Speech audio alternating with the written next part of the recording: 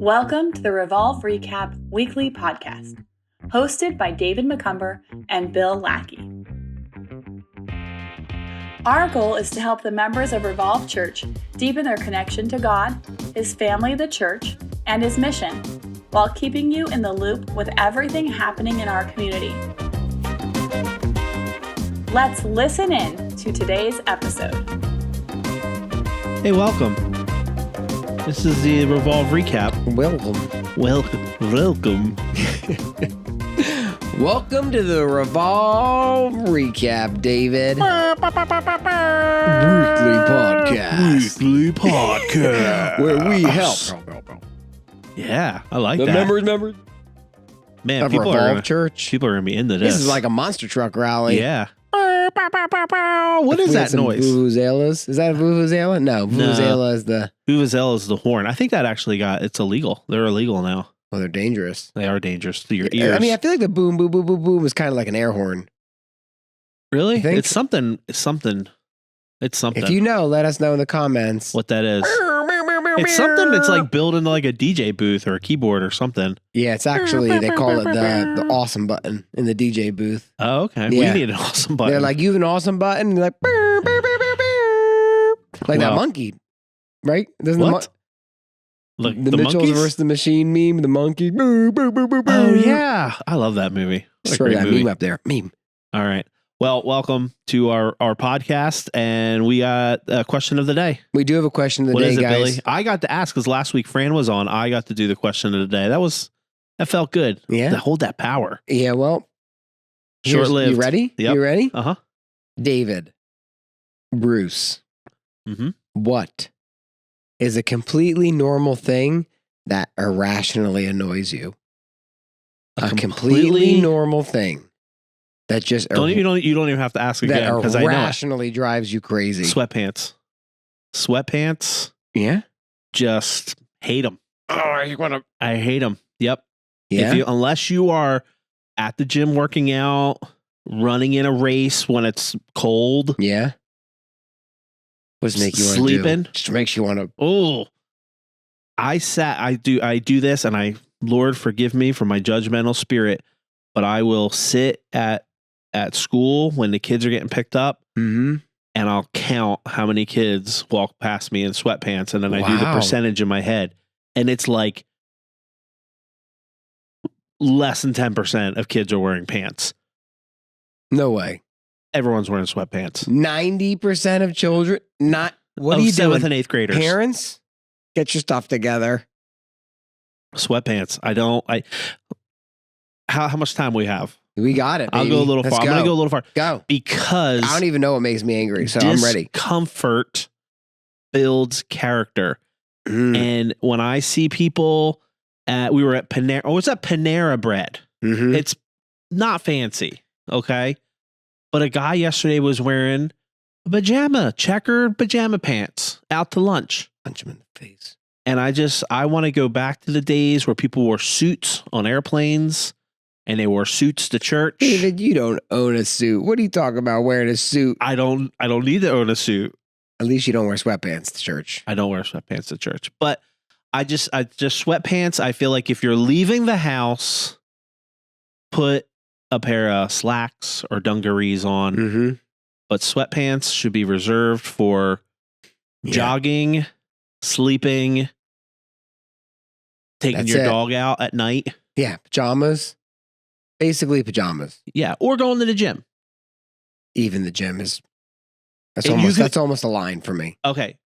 If you're a gym teacher, Mm-mm. you can wear sweatpants. No. No, you're a gym teacher. Suit. I'll give you If that. you're not wearing a 3-piece suit as a gym teacher, No, gym teacher, you can wear sweatpants. track pants If maybe. you're a T-ball coach, a T-ball coach can wear sweatpants.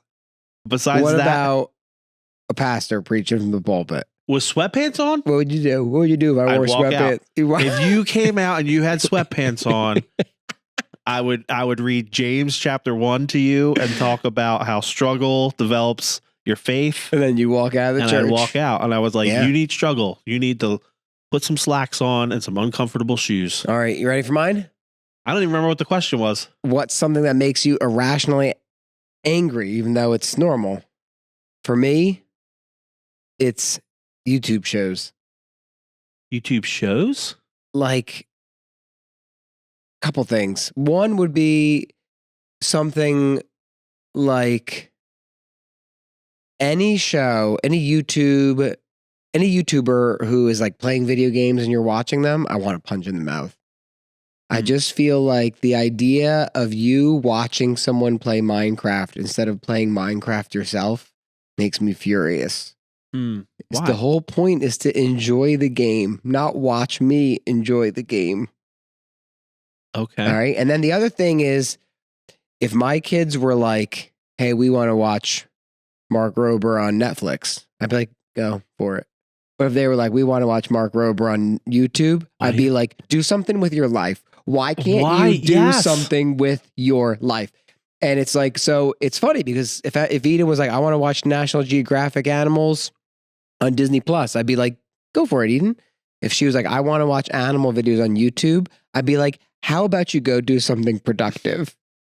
And it could be the same content, but the fact that it's on YouTube, it makes me want to rip something in half. Phone book. If I had a phone book right now, I'd rip it in half. If you are a professional phone book ripper, you can wear sweatpants. I feel like that would be okay. If you were like, this is my ministry, I go to churches and I rip phone books in half. Or like Dale. I feel like Dale's allowed to wear sweatpants. Handlebar mustache, just ripping phone books. Yeah. But not like, don't go to the grocery store in the sweatpants. No. Okay. So here's my question. Is it okay to watch camping videos on YouTube? If it's for educational purposes, because you can't watch camping videos on Netflix. No, watching people play video games. Like ASMR camping, you mean? Yeah, I just think, like, for me, I will watch a YouTube video of someone painting a painting, but Corey will watch a YouTube video of someone playing a video game, and it's like, it's hard. I get it. Because to me, I'm like, you're watching someone paint a painting because you're learning from their technique. You're like, oh, that's an interesting color choice. But maybe that's what they're doing with video games. No, they're not. Because it's like Eden will watch someone play Minecraft, but she doesn't play Minecraft. Do you know what I mean? It's like that kind of idea. It's like you're watching someone ski. You don't even like to ski. Yeah. So, you know, it's one thing if I'm watching someone build a treehouse because I'm getting ideas. That's very different. Mm-hmm. You know what I mean? Or just the other thing is when the kids don't do this, I put the kibosh on this. I mean, it was like hard no. I will rake the iPad over my knee. There's those YouTube videos where it would be like you watch people open toys. Makes me irrationally angry. Yeah. You know? Drew was telling me about a friend of his from when he was, I don't know if it was he first went to YWAM, who was making like $200,000 a year opening Pokemon cards on YouTube. And I'm almost like, you keep your blood money. Yeah. You know what I mean? Yeah. Wow. Irrationally angry. What about you? What makes you irrationally angry? That's really not like a wrong thing. There's nothing wrong with watching Mark Rober on YouTube. I like Mark Rober. Or our podcast. Yeah.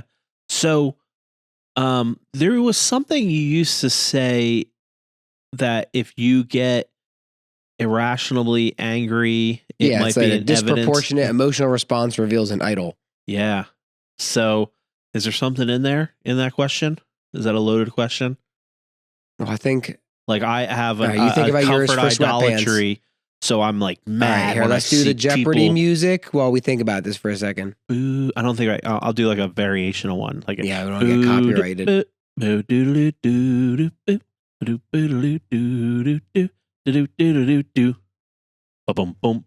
I think the reason it makes me irrationally angry is because it's probably something I would have done if I was 13 years old. Yeah.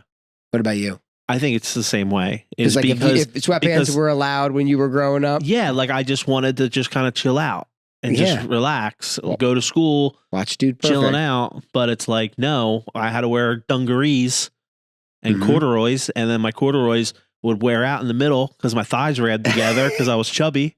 Husky. Yeah. Husky. And if I was wearing sweatpants, that wouldn't have happened. So, and if they did wear out. All right. So what's the question for the chat? Put it in the chat. What is it?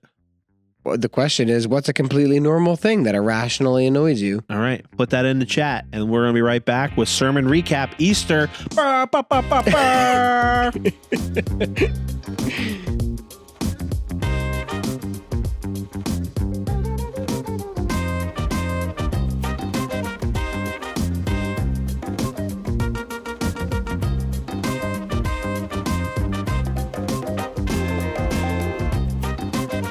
Hey, welcome back. We're glad that you stuck around. You know, I think what's important about the Revolve recap, and Fran talked about this a little bit, is it's important to see the leadership and the elders of Revolve, you know, to see who we really are. You know, we're not shiny, happy people. We got some hiccups. We get angry about Mark Rober being on YouTube, which is funny though. I'm the same way though. Like if the kids want to watch YouTube, I'll be like, no, just put Netflix on. It's fine. Just watch The Exorcist on Netflix. It's fine. Right. I'd rather you watch that. You can watch a bunch of Netflix. YouTube You can shorts. watch Netflix for 3 hours, but you can't watch YouTube for an hour. Yes, exactly. All right. So yesterday was Easter Sunday. What a day. It's the Super Bowl of churches. All your pastors, you guys are on a text thread. You guys are texting one another. Doing church math. I told you church math. Yep. Church math is where you're 800 people. Yeah, I rounded it up. Yep. From 300 to 9 million. So no, we had a great day, and I loved how open and honest you were in the sermon intro. Are we getting into sermon recap? Are we hitting it? Sure, already? do it. So sermon recap, you just were like, look, I know you people. I know you people. You people are here. Your cousin brought you. You drug here. You know. Mm-hmm. You put your sweatpants on. You came to church. We'll see you again at Christmas. I know you people. And you just... I didn't say that, but go on. You thought it. Go on. And you said, you're like, how many times do you want me to preach this same sermon over and over again? And it really makes you think, like, because you'll see, I'll see it on YouTube, obviously. Like, I saw... What's it? Is it Wretched Radio? Is that the one guy, Wretched Radio? Or he's always like, he's mad at everybody. He looks like he's like 6 feet tall. Yeah, he wears a suit all the time. Oh, yeah. He doesn't wear sweatpants. Never. But he did a whole clip the other day on YouTube of pastors doing ridiculous things on Easter Sunday. Yeah. And like some guy was riding a choo-choo train or a something. Rode it on like stage. One of those roller coasters? Yeah. Yeah. And it was like, what are you doing? So I was spice it up. I was proud of you, Billy. I loved just hearing, boom. What are you going to hear? You're going to hear the gospel. While I'm riding a roller coaster. No, we don't need roller coasters. You didn't need fancy shoes. No fancy shoes here. Nope. You just gave the gospel. 2 pairs of shoes. I loved it. I loved yesterday. So much fun. Well, I think the whole day was really encouraging. I thought even like every aspect of it, from that intro video to Steve reading Isaiah 53, worship. I felt like everything was really, it was probably my most enjoyable Easter Sunday that we've done because it felt the most natural to like who we are. I think often you feel like, I gotta like do something or force something, but yeah, I enjoyed it. I think for me, the big thought that I was chewing on was how few people probably actually could not explain how few people actually understand what we went over yesterday. Yeah. Like I even had people come up to me after the service and they were like, oh, I never knew that about this, that, or the other thing. Yeah. Yeah. I think it was those statistics you gave at the beginning of, they were shocking, but at the same time, you're like, not really. Not that shocking. Not that shocking. Yeah. You know, how many Christians, quote unquote, don't believe in the resurrection?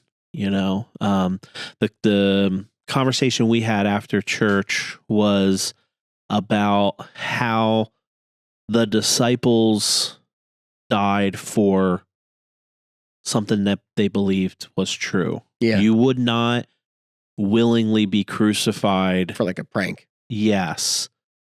And, you know, because there are people, you know, that will, you know, in Islam, people are martyrs every day for something, but they don't think that it's a lie. Yeah, and they think they're earning something. Yeah, in the process. And you think about cult practices and people that are participants in cult that have died or committed suicide or something like that. They believe it to be true. Sure.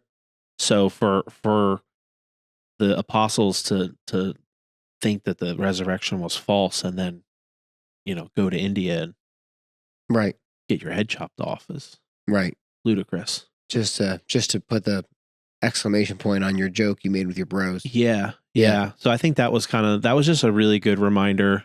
I think that was just like a good takeaway of maybe just a bit of apologetics for me. I think that was my big takeaway. And I just think that just the beauty of how the Bible can be so rich and so deep and so layered, but you also in 6 sentences can give an overview of the Bible. Yeah. And that's kind of how you ended it with that, like, that God created. Yeah. Creation and fall and promise, that kind of stuff. Yeah. Yeah, no, I agree with that. I think that just, I said to Gina this morning, I was like, I think this morning I was just thankful that we got to preach the pure, simple gospel to so many people. Yeah.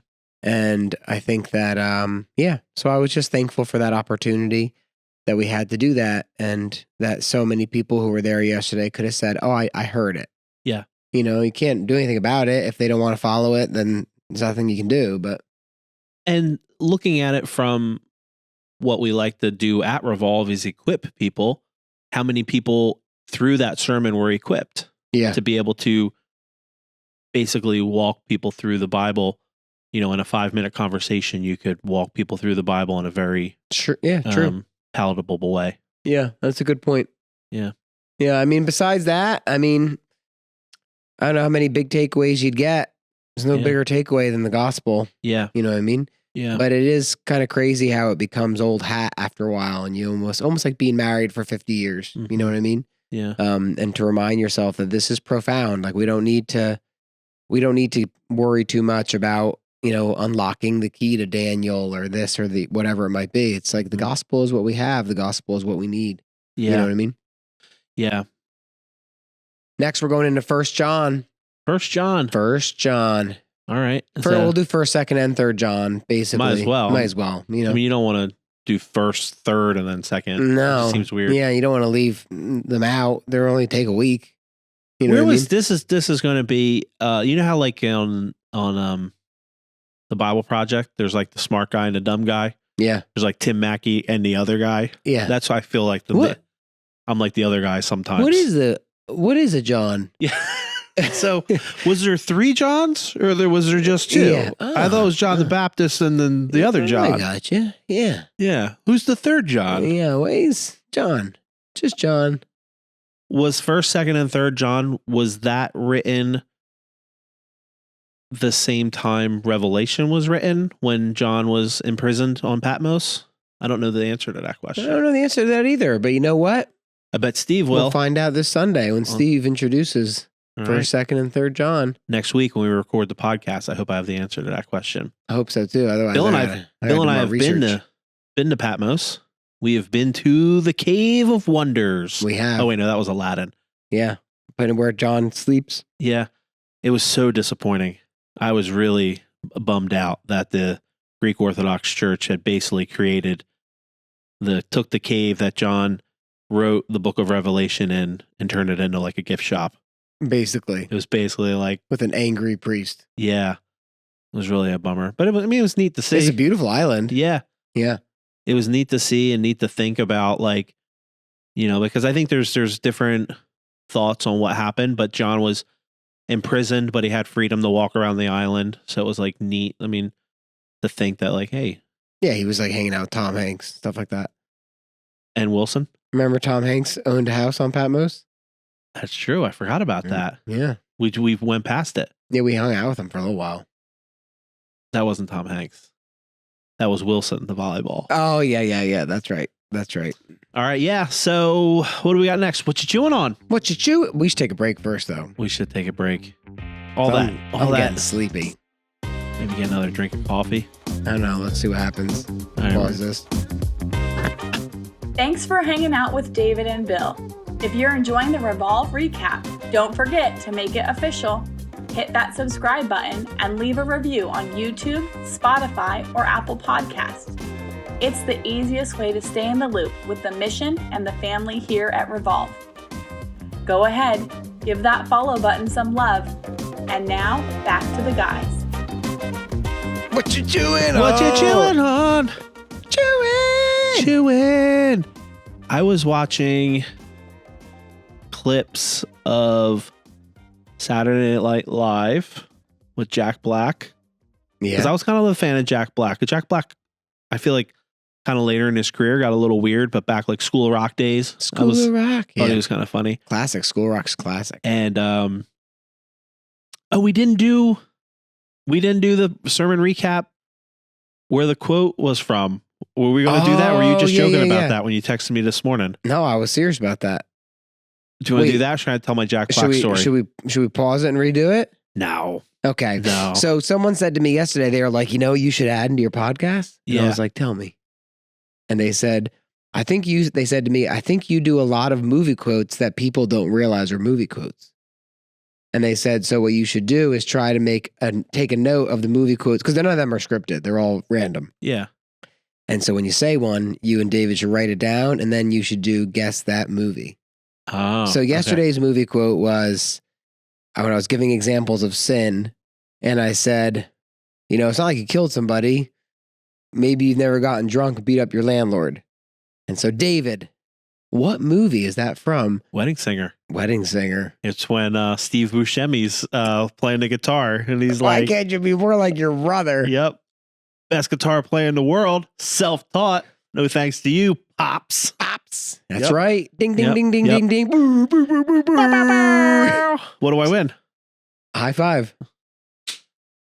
Yeah, about a month ago, you talked about the Ents. Oh, yeah. The Ents. And I had no idea what you're talking about. And Yeah. Gina laughed like really loud, because I guess she knew. Because she loves Ents. Yeah. And we were talking about it at lunch after church, and Seth was like, yeah, from Lord of the Rings. That's the trees. And I was like, you're a nerd, just like Bill. Yeah. So It's good. Way to guess that movie line. Guess that movie line. oh, that's a new segment. That's it. Guess that movie line. How many times I got to write this down. How many times a week do some people come up to you and say, I got an idea for your podcast? Oh, at least one time. At least one time.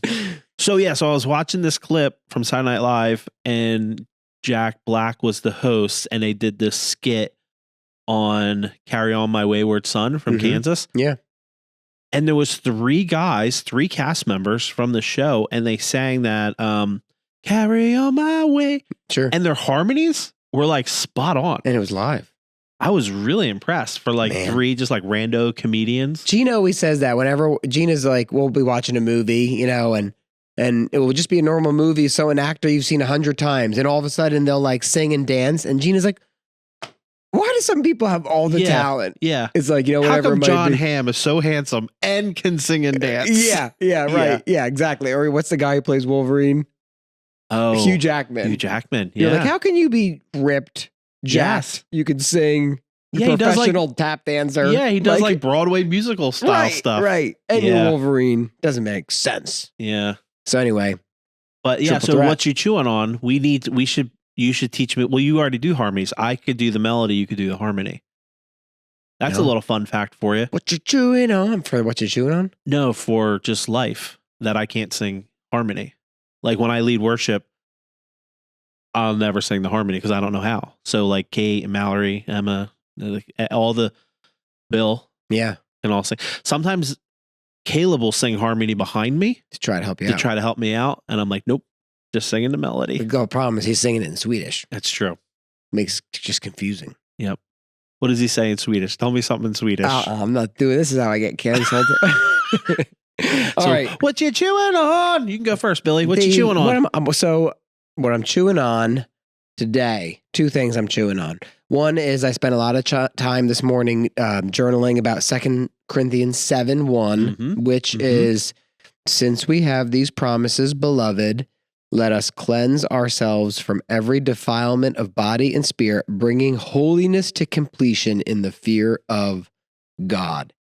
And so a couple things I was thinking about. One, That beloved means David means beloved. that's it. So one So thing you I were was thinking about me. you, Thank obviously. you, Yeah. Of course. I was thinking about, since we have these promises, so it's really 7:1 should be in chapter 6.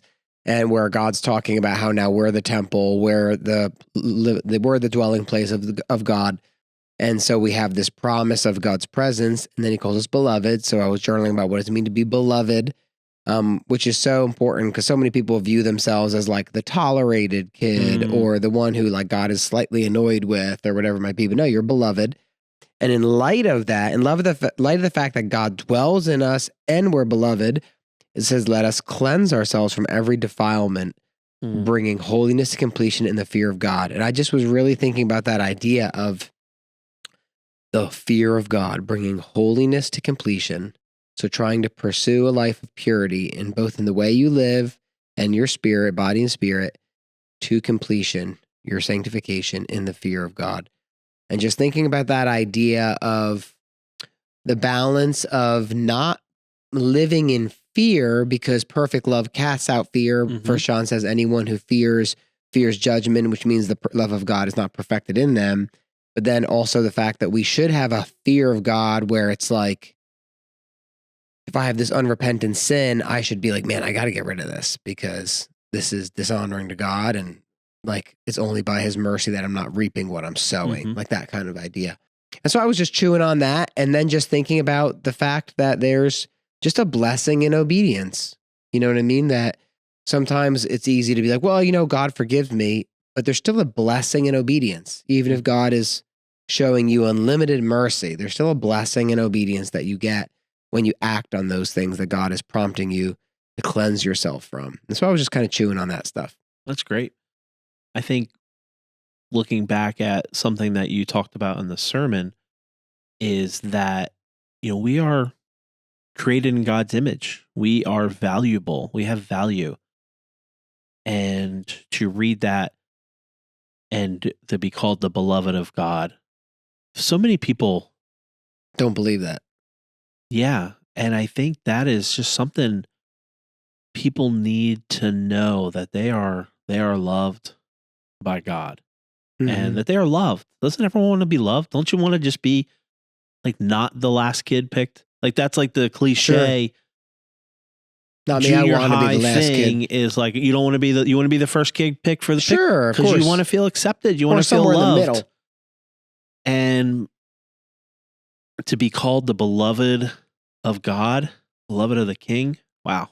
Well, it's interesting because you think of like the two parts of that verse being beloved and then, doing this work of cleansing.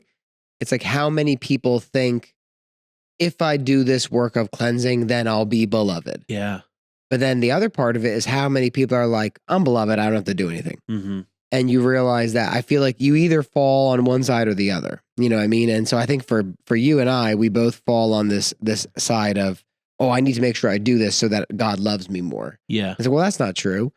But it's also not true to be like, well, God loves you, do whatever you want. It's kind of like your kids. It's like, I love my kids, which is why I don't want them to do whatever they want. Yeah. You know what I mean? Yeah. But just because my kids have a good day or get a better grade doesn't mean that I love them more. And it's hard to wrap your brain around this, but you realize these are our wagon ruts that we're constantly running in, Yeah.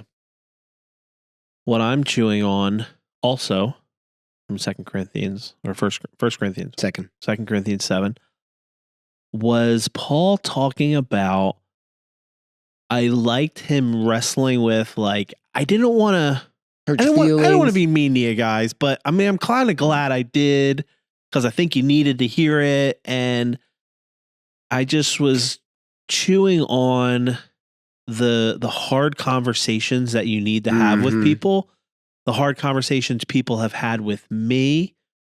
And I was just praying through this morning, like, Lord, are there people that I need to talk to? Are there hard conversations that I need to have?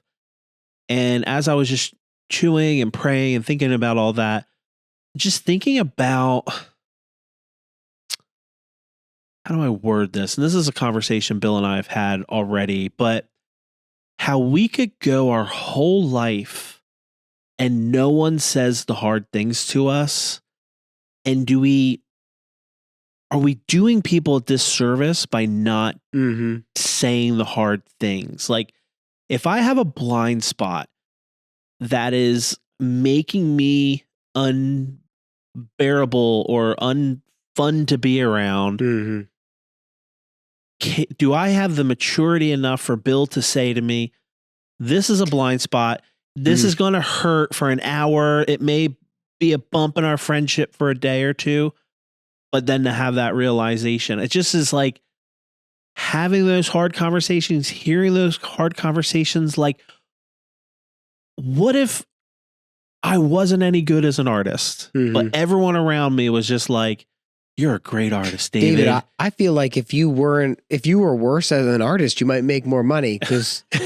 But I use that as I was trying to think of a broad example. I can't think of a really specific example, but I just think sometimes we look at people and like, man, that guy's kind of a jerk. Has no one ever told him that he shouldn't act that way or he shouldn't mean do to that? His wife or something like that. Yeah, and it's like, I don't know. And I think we avoid these hard conversations, but we're doing people a disservice by not. And I don't think we should go around and just point out everyone's flaws. Sure. Don't misunderstand me. But it goes back to the godly sorrow versus worldly sorrow. It's like, so this is what I didn't journal about this because I ran out of time, but this is what I was thinking about too. So in verse 10 and 11, it says, worldly grief produces death. So worldly grief produces death and then has godly grief. It says godly grief produces repentance that leads to salvation without regret. So without regret, that's an interesting comment. It's like, I want to live my life. I'm confident of my salvation, but I also want to live my life without regret, right? I don't want to look back and say, man, I really wish I was a different husband or whatever it might be. So what's interesting is it says, foresee what godly grief has produced in you. And then he makes a list. So remember, worldly grief produces death.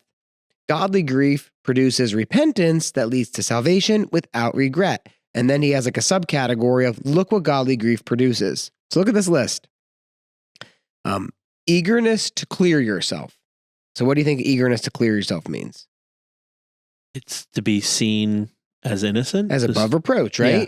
All right. Then he says, see what it has produced in you. What indignation. And I was like, godly grief produces indignation? Like indignation. Like towards sin? What would we even say is I'm going to look up indignation. The definition of indignation is like when you wear sweatpants and I'm so angry about it, right? Anger or annoyance provoked by unfair treatment. Indignation. So anger. Godly grief produces anger towards injustice. Okay? And then he says godly grief produces fear. I think fear of God because, godly grief produces longing. Longing for what? Holiness, I guess? God's presence. God's presence. Godly grief produces zeal. So we could say that. It's like, I want to live for the Lord. And then he says, what punishment? Godly grief produces punishment.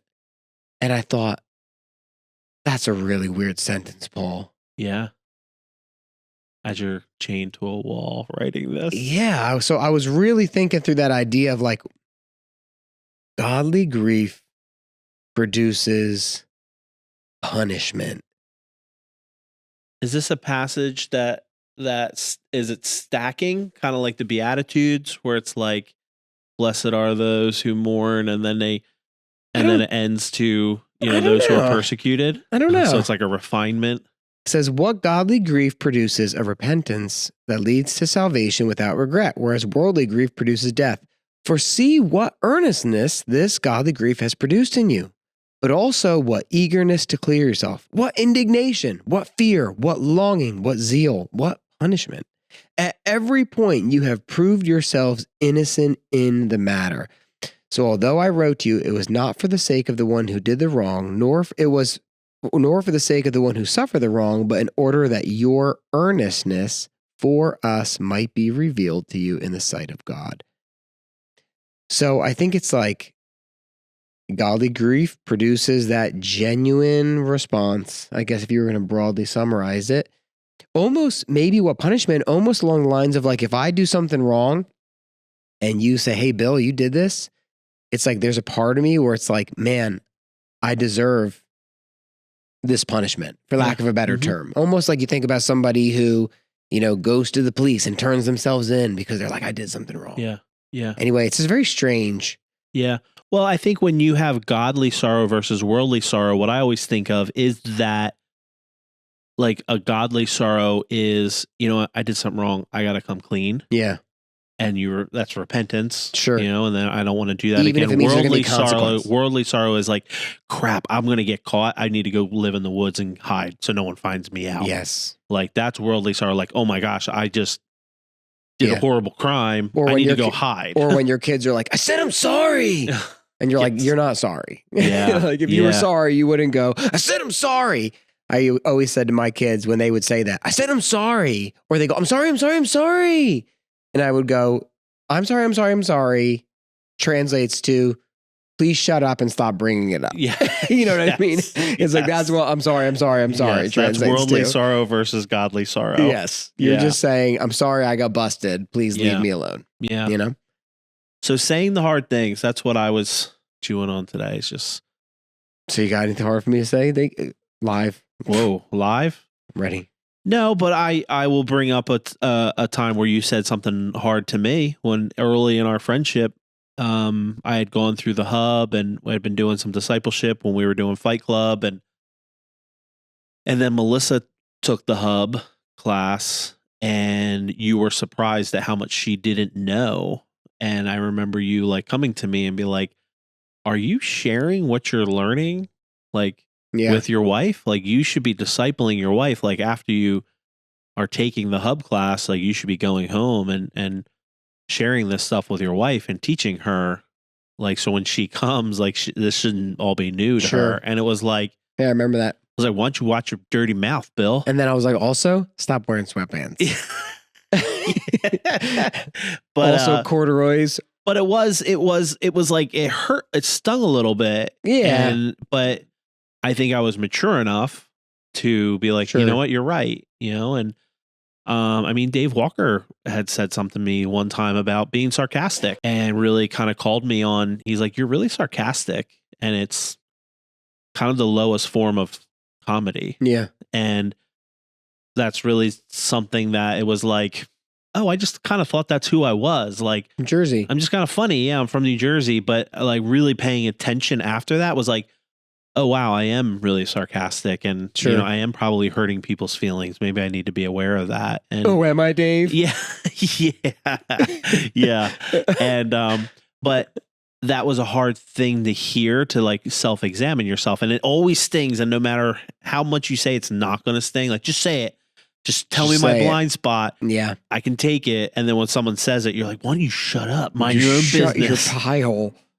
All right, Billy. Anything else? You chewing on anything else? It's enough chewing for one day. I don't want to get TMJ. Yeah. I went to Avalon for lunch. So expensive. Avalon Bagel was so expensive. I know. Like, I'm going to have a bacon, egg, and cheese. That'd be $18. Like, yeah. You're like, man, what am I at the... What'd you get? Got a Waldorf chicken salad. I knew it. I love it. So good. But yeah, it was like for that and a drink, it was like $20. Unbelievable. Well, it does cost 75 cents to make a bagel. Yeah. I should be in the bagel business. You should. That could be next week's question of the day. What business do you want to start this week? Okay. Maybe I will. Bagel business. Bagel business. All right. So we're going to take a quick break and then we're going to come back. What are we doing? Announcements? No, I think we're going to do mailbag. Mailbag. I almost forgot. We didn't do mailbag with Fran because I didn't want to say that mailbag things. I wish Fran had done it. Yeah. Like just unexpected. You know what I mean? Just blasted. You're like, Fran, what do you have next? And he was like, mailbag. All right. So we're going to come back. What do we got? Give us. Oh, man. We're going to talk about what do we mean by decentralized ministry. Maybe some advice about how to figure out your spiritual gifts. Yep. And is it okay to use study guides? Wow. All right. So we got some mailbag questions coming up. So take a break, grab a snack, pull over and take a nap if you're driving. Yeah, I guess. Or if you have a Tesla, you can just take a nap and it'll drive itself. No, David, bad advice. You're going to get sued. Oh, man. Don't do that. Don't do that. Don't do that. Disclaimer. Yes, disclaimer. Disclaimer. We'll be right back. Got a question about last week's sermon? A discipleship challenge you're navigating? Or maybe a question of the day that David and Bill need to answer? We want to hear from you. Send your thoughts and questions over. info@revolvechurchnj.com. Your voice is a huge part of the conversation, so don't be shy. Drop us an email and you just might hear it on a future episode. All right, well, we're back. What time is it, Billy? It's time for the mailbag. Mailbag. So dig deep into the mailbag. Now, these mailbag questions, granted, no one actually sends us mail. No. But these are actual questions that we get just throughout the week when we're doing discipleship training or people just reaching out to the pastors or the elders. So these are actual questions from actual revolvers. It's true. It's true. You ready? It's like, what if my pastor wears sweatpants? Leave the church. Okay, ready? All right. So, mailbag question number 1. What do we mean by decentralized ministry? That is a great question because I feel like there is a saying in the business world called the curse of knowledge. Ooh. And it's before I came to Revolve, I wouldn't have been able to tell you what decentralized meant. I could figure it out because I'm smart. So, of course you are. So, as someone who is a veteran revolver, but also as someone who didn't plant the church, Yes. why don't you tell me what you think decentralized ministry is? And then I'll see if I did a good job. Okay. Decentralized ministry is, I'll tell you what decentralized ministry isn't. I see what you did there. Centralized would be everybody comes to the church. All the events happen at the church. All the ministries are inside the church. There is a central hub. Okay. That is the church building. Decentralized means all of our ministries, all of our studies, all of our activities are happening outside of the church building. And then take it to another level. Like this is like Next chapter level. 2. Okay. Decentralized would be, it's more like layperson led. It's Sure. much less reliant on the elders and paid staff leadership. It's more led by lay people, average Joes. So that's good. That was a good explanation. So why don't we give some real life examples Yeah. where we say like, hey, this is what centralized ministry looks like versus decentralized. How about we do this? How about you ask me and it'll be like true or false? Can we do that? So I go like, is this centralized or decentralized? Yes. So which one is true? Like, No, it won't be true or false. It'll just be decentralized or centralized. all right, ready? Yes. Lightning round. Group of parents who gather with their children and do youth ministry for their own kids as well as their children's peers. Bing, bing, bing.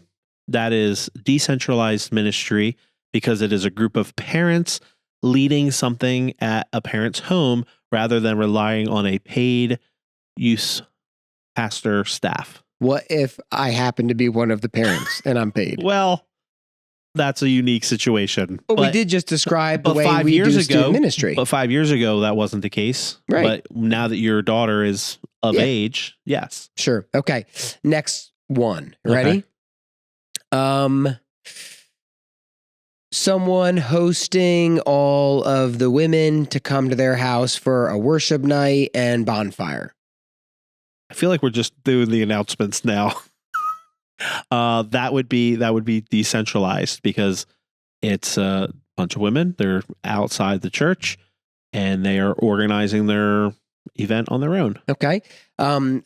Parents drop off their children for Awana so they can go on a date while someone teaches their kids. That sounds awesome. I mean, sorry. It does sound awesome. Yes. It's a lot less work for me. And it is centralized. Centralized. That would be centralized. Everyone comes to church Wednesday night where they can hear another midweek message as well as have various different Bible studies to attend on various books of the Bible or topics. Centralized. Yeah. Well, okay, yeah. Okay. What if, follow-up question, what if the Bible study wasn't led by a pastor or an elder, it was led by kind of just a regular lay person in the church? But it's still all happening at the building? Yes. I think it's still centralized. Yeah, me too. It's a trick question. How about, can you think of an example and I'll do it? There is a Christian concert on the beach and you hand out flyers inviting people to church who attend. Oh, who's handing out the flyers? Am I handing out the flyers? Just volunteers, lay people. Sounds pretty centralized to me, Davey. You know what I mean?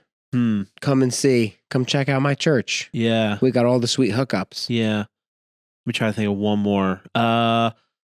Think of a mission example. A mission example. Oh, okay. Overseas missions? Whatever you want. Whatever floats your boat. You want me to give one? I got one. Sure. Okay. It's Thanksgiving and it's time for the annual outreach. And so we organize 15 Thanksgiving meals that we're going to go do at this parking lot for our church's outreach. So you're making Thanksgiving meals and you're going to give them out in your churches? For the people who are in need and for our annual outreach. Who's heading it up? The staff? Yeah. I would say that's centralized. That's centralized. As the staff. Oh, but okay, follow-up question. Bonus question. My DG and 8 guys in my DG, we pool all our money together and we know of someone who has a coworker who is having an issue. They're sick and we get them a gift card to Dave and Buster's to go play video games when they get better. Decentralized. So how about this? Your DG pools money together because you know someone who needs a new water heater. Yes. But you're $400 short. And so you ask the elders and the elders say, here's $400. Centralized or decentralized? I would still say it's decentralized, but it shows the importance of having a church body and not just being like loosey-goosey Lone Rangers, because we can still rely on the church for help and support. Yeah. Good job, David. You passed. All right. So we were kind of having fun here. Sure. Is there anything wrong with centralized ministry? There's nothing wrong with centralized ministry, but decentralized ministry places a high emphasis on equipping the saints for the work of the ministry and then creating scaffolding to come alongside them so that you, people who go to Revolve, can do that ministry. Yeah. So, for example, rather than you inviting your friends to a Revolve Explore Jesus class, we want to equip you to be able to do an Explore Jesus class with your friends or to read the Gospels with your friends so that you're ready. So it's really about equipping you versus having the professionals do it because they're the highest trained. Yeah. Yeah. I mean, equipping the saints for the work of the ministry is in the Bible. It's in That's the Bible. why we do it. Ephesians 4. Yeah. So decentralized, whenever we talk about that at Revolve, is just getting the people who sit in the pews to go out and engage with, I say pews because I grew up in the church, when they sit in the seats, to go out and engage their coworkers where they live, work, learn, and play, and bring the gospel to them instead of bringing them to hear Bill give the gospel. Yeah. So centralized would be we only go prayer walking when the church organizes it. Decentralized would be we go prayer walking when the church organizes it to equip you so that you then continue to prayer walk without the church holding your hand. Yeah. That kind of idea. And if I was to be honest here, and maybe I'm going to get canceled by saying this, and we'll close it on this, is sometimes the problem with decentralized is sometimes people will come up with ideas that they want to do, and then they give them to the elders, and then they say, the elders should do this. Yeah, that's not decentralized. That's not decentralized. Just because you brainstormed an idea. Right. But the whole idea is that you're engaging with the people who you live, work, learn, and play. Sure. And it does. And sometimes you don't even have to tell us. Yeah.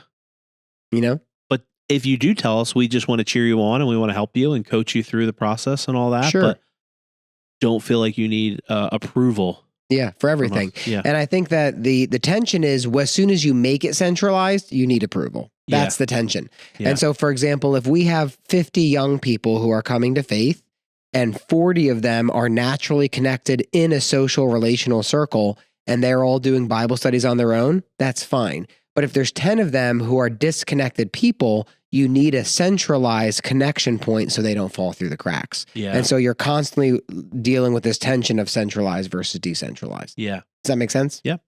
Yeah. And because we have, we keep talking about that. Well, that's all right if we don't do all three of our mailbags. No, I was just saying there is a benefit to having a central hub of having a church. And that's kind of what we talked about earlier with, hey, we want to help this family, but we're a couple $100s short. Because we have a centralized church gathering of 200-ish people, faithful weekly attenders, we're kind of like we have the means to help people. Sure. That if we were just a small house church of 20 people, that were like limited. Extremely decentralized, we wouldn't have the means to be able to do XYZ all around the world that Revolve gets to do. And when I say XYZ, because some of the things we aren't allowed to talk about on the interwebs. XYZ. Bum, bum, bum, bum, bum, bum, bum, bum. All right. Let's do one more mailbag. Let's do one more mailbag. I did that on my own. That was good. You ready? Yeah. This will be a quick one. David, is it okay to use study guides in my discipleship group? Sure. Thanks for tuning in to Revolve Recap. Oh no, I'm just kidding. Yeah, I think it's okay. I don't think there's anything wrong with, okay. Yes, I think it's okay. But two things that come to mind, and you probably have a third one. Okay. Who wrote the study guide? Is it vetted? Is it a good, healthy, like, did Rob Bell write it and like nobody's going to hell? Like, is it doctrinally sound? Is it doctrinally sound? That would be the first concern of mine. And the second concern, and I think this is why we encourage people not to use study guides, is it reproducible? Because we find that, and you'll be able to word this better than I will. I'm going to mess it up, but how we learn is how we teach. And we want to have the most simplest way that people have access to reading the word, and that is by reading the word. And if you introduce a study guide, it's subtly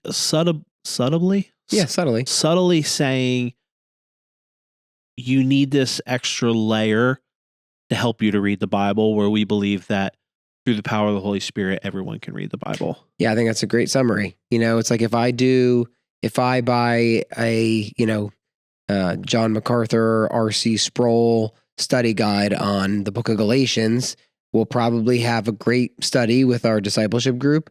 But then it's not as reproducible, because what's just going to happen is if David goes and starts his own group, he's just going to be like, oh, I really liked that John MacArthur Galatians study. We're going to do it again. Yeah. As opposed to just getting around the Bible and reading it and discussing it and just kind of working through it. So I think there's benefit. Like, for example, I love the Multiply book. I think the Multiply book is a great book. And if a group said, we want to do the Multiply book, I would never discourage them from doing it. I think my concern is like you said, are you gearing your group towards multiplication? Are you equipping your people, or are you just like, here I am, I have the answers, I have the smarts, I listen to the most sermons, what do you want to know? Yeah. And so I think you always have to think through equipping. Yeah. So if you're using a study guide, we don't hate you. No. We never would do that. It's not an irrational annoyance. It is not. What if that was it? What if that was in the very beginning? We're like, people who use study guides, yada. All right. So that's it for the mailbag for today. We're closing up the mailbag. We're going to take a quick break and we're going to come back with just a couple announcements. Just a couple. You just want to know. You want to know what's going on. That's it. You got to know what's going on centrally within the hub before you go out and be decentralized. That's it. So we'll be right back. Got a question about last week's sermon? A discipleship challenge you're navigating? Or maybe a question of the day that David and Bill need to answer? We want to hear from you. Send your thoughts and questions over.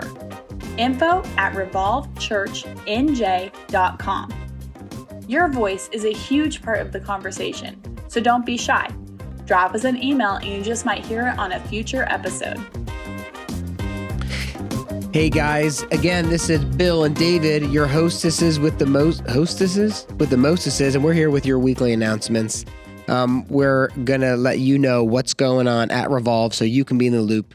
Yeah. So Dave, what's our first announcement? First announcement is young adults this Saturday, April 11th. That's 4:30 at the office. The young adults are going to get together. They're going to be young. They're going to be young. I don't know. They're going to play Pokemon. I don't know what they do. What do young adults do? I think what they do is they fellowship. They fellowship. They look at the word. Okay. Probably pray a little. Okay. Hang out. All right. Maybe sing a song, sing a lyric or two. Okay. I won't be there because I'm 46 years old. No. Listen, if you're wondering if you're a young adult, you're probably not. No. But I'm pretty sure the cutoff is like a hard and fast, like 33. Yeah. Wow. Which is already pushing it, if I'm honest. Yeah. It's already pushing it. Yeah. But listen, guys, so here's the deal. The office is on your way to the ferry. So head towards the ferry. Yep. What else? What do we got going on Sunday? This coming Sunday, because of Easter, we pushed it a week. This coming Sunday, the 12th at 8:30 a.m. in one of the classrooms at LCMR, we're going to be doing our How to Read the Book of the Bible class that we do at the beginning of each month. And so this one is going to be Galatians and Ephesians. So how to read the books of Galatians and Ephesians this Sunday, the 12th, 8:30 a.m., taught by David Walker and Victor Mad Dog Davis. Yeah. And the Wolfman, not Mad Dog. Wolfman. Oh, okay. Wow. Okay. And so we have something that's been going on for the last few months. Not a lot of people know about it, but the people who do know about it and have been coming have really enjoyed. Once a month, we have a psalm sing. Okay. So this next, what is that? Saturday? Was that It's Friday? Friday the 17th. Friday the 17th at 5:30 here at the office, led by Mr. Brett and Palmer. And they go through a psalm and you learn to sing the psalms. And what I love about singing the psalms is it helps you memorize. Helps you memorize the psalms. Helps you memorize it. And you sing it to medleys you already know. Yeah. Like You Could Be Mine by Guns N' Roses. I was thinking, nope. I don't think that's it. I don't think they do You Could Be Mine by Guns. No, they do. Actually, the first one they did was to the medley of The Rising Sun, House of the Rising Sun. Yeah. There is a house on New... That one. Yeah, yeah. So they did that one. But sometimes they're sung to Amazing Grace. Yeah. Sometimes they're sung to, Aerosmith. Yeah. So no, it's not sung to Aerosmith. It should be. But if you are interested in learning what a psalm sing is, we invite you to come out. They do a little study on it. Yeah, it's a fun night. It's a fun night. Speaking of fun nights, on April 21st at 5:30 p.m.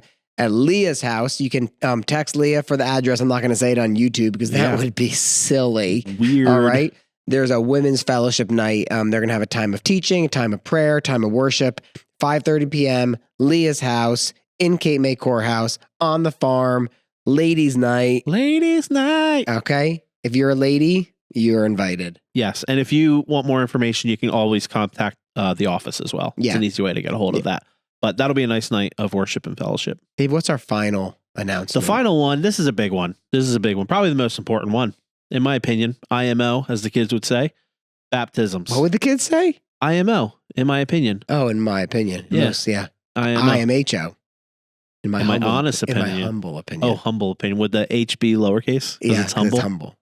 So we have baptism signups. We are having baptisms at our birthday celebration at the end of May. So if you are interested, if you are a believer and you are ready to tell the world that you are a follower of Jesus and you want to be a part of Revolve and help us live out the Great Commission, announce it. Tell them. So, but we do have a little class that just kind of tells you a little bit about baptism. Maybe you're on the fence and you're not really sure. Am I saved? Am I fully? I don't know. What's the dealio? Come to the class. So come to the class, sign up, contact the church. We have a class May 10th. We have a class May 12th. Some are in the morning, some are at night. It's just one class though. Sign up. So is that the announcements for the week? I have one more announcement. Oh, you go first. Okay. Hey, if you're wondering what's going on at Revolve, you should subscribe to the Revolve Recap weekly podcast with Bill and myself. Yeah. Smash like, smash subscribe, hit that bell. Bing. Wow. That's my announcement. Revolve Recap, man. It's a great podcast. It's definitely one of the best ones filmed in Cape May. Oh, yeah, for sure. Yeah, I was just thinking about how you said there's some baptism classes in the morning, some in the evening. And just remind me of a little jingle. Pizza in the morning, pizza in the evening, pizza at supper time. When pizza's on a bagel, you can have pizza anytime. Bagel pie. See you guys on Sunday. It's pathetic that we both knew that.